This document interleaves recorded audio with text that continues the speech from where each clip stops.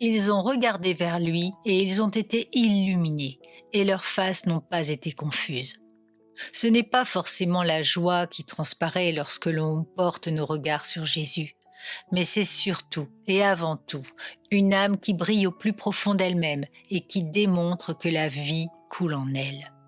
Nous sommes tous appelés à rayonner, tout d'abord pour nous-mêmes, mais aussi pour les autres, afin de leur témoigner de la vie de Jésus en nous.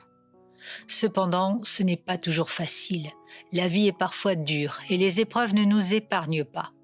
Le climat ambiant est bien souvent ténébreux et l'avenir ne nous laisse présager rien de bon. Alors comment rayonner? Comment briller et toujours avoir le moral? David nous donne la solution. Quand on tourne nos regards vers le Seigneur. Tant que nous gardons nos yeux fixés sur les choses de la terre, nous ne pourrons jamais avoir la paix.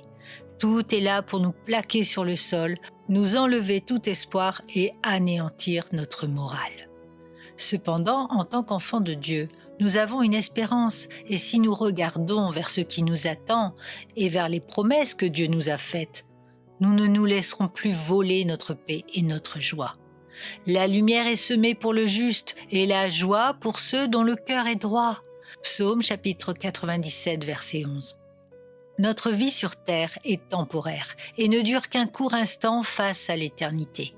Il est vrai qu'elle nous occasionne beaucoup de soucis et de souffrances, mais si nous levons nos yeux vers le ciel, la lumière jaillit à nouveau et nos détresses intérieures s'évanouissent.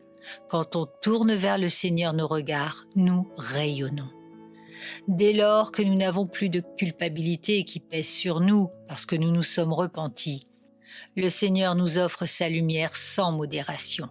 Et nous ne devons jamais nous priver de la répandre auprès de ceux qui en ont besoin. Oui, tu fais briller ma lumière. L'Éternel, mon Dieu, éclaire mes ténèbres. Psaume chapitre 18, verset 28. Regarder vers Jésus, c'est plonger nos regards dans la parole. Si tu veux trouver la lumière, mon frère, ma sœur, et ainsi rayonner, prends du temps chaque jour dans la parole, fais-le sans modération. C'est elle qui éclairera ton âme. Et ainsi, comme le dit le psalmiste, tu rayonneras et ne seras pas confus.